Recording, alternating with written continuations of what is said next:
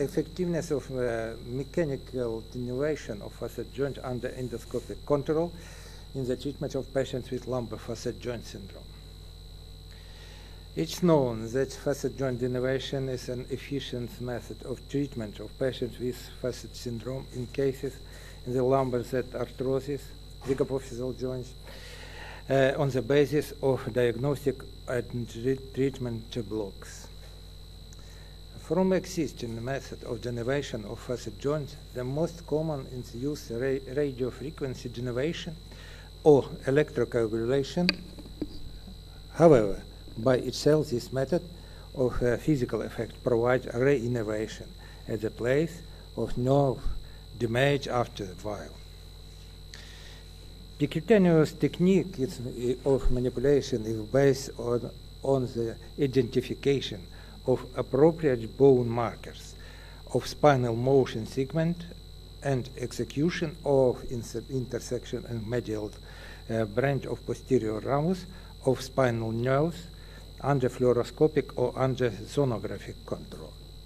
However, none of these methods allows to visualize the target nerves and their destruction.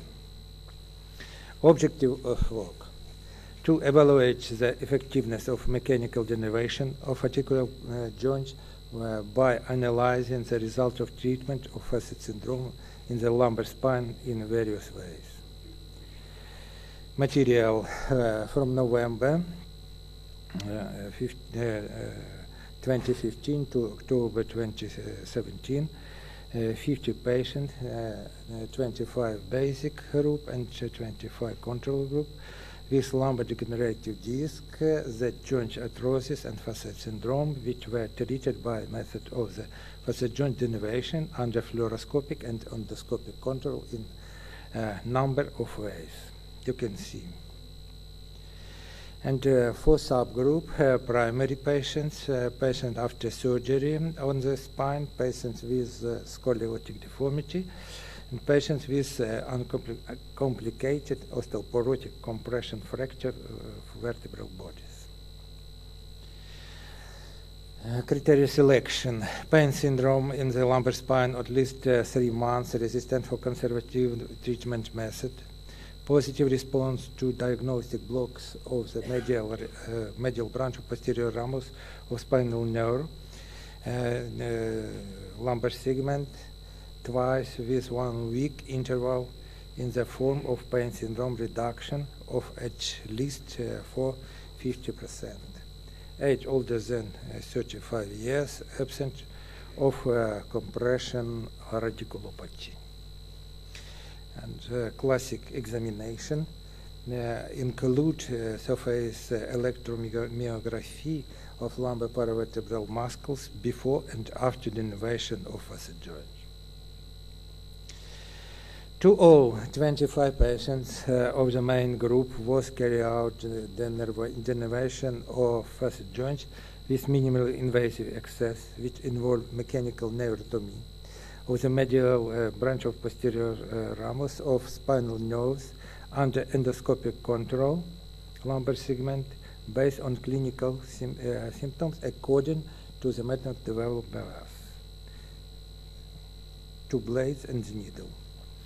And control group, 25 patients, was carried out denervation with traditional method of electrocoagulation. Clinical example is the control group, intraoperative placement needle in patients of the control group, and denervation of facet joints of lumbar spine to all the patients. Main group was carried out under local anesthesia combined with intravenous sedation. Overall time of intervention ranged from 25 to 45 minutes. For 1 spinal motion segment was spent 10-15 minutes. Visualization of the medial branch of posterior ramus of spinal nerves was observed in all patients at the level of bone markers, such as base of the transverse process and base of superior and articular process of the facet joint.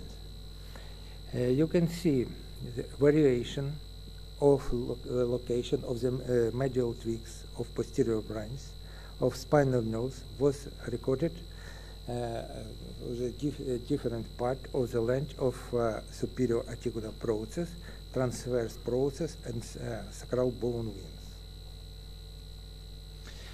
Typical and insignificant atypical location of medial twins of posterior branch or spinal nose varies in 74.1% cases. The pronounced atypical location of medial branch of posterior ramus of spinal nose varies 25.9% cases, L3-4, 15, L4-5, 21, maybe 22%, and L5S1, 40. Overall, patient did not have any significant complaints for declination of clinical symptoms for a period of 24 months.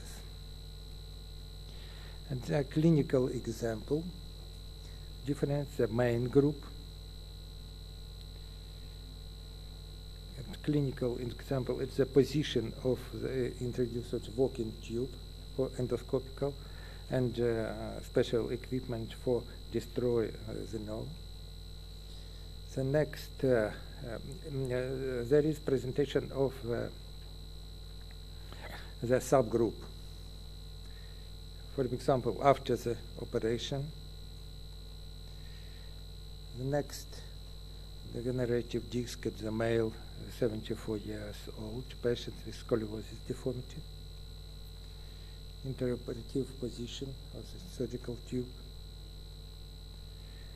And clinical example number 4, family 73 years old,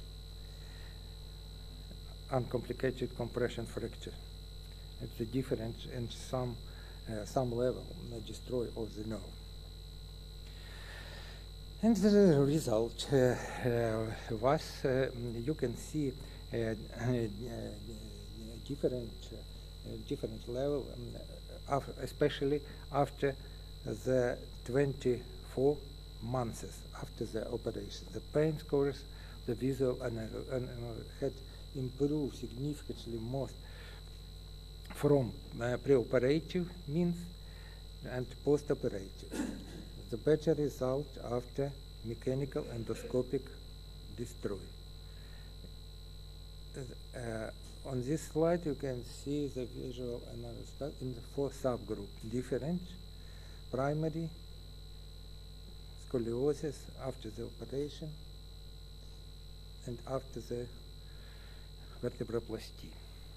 And osseous disabilities, the clinical outcome based on osseous disability score had also improved significantly from preoperative, and postoperative means better mechanical endoscopic. And conclusion. The performed research showed that in both groups of patients who were treated by method of facet joint denervation in number of ways, the use of the endoscopic mechanical denervation turned out to be advantageous, especially in patients with accompanying deformities and after surgical intervention, which could clearly observed in visual analysis color and osseous disability score.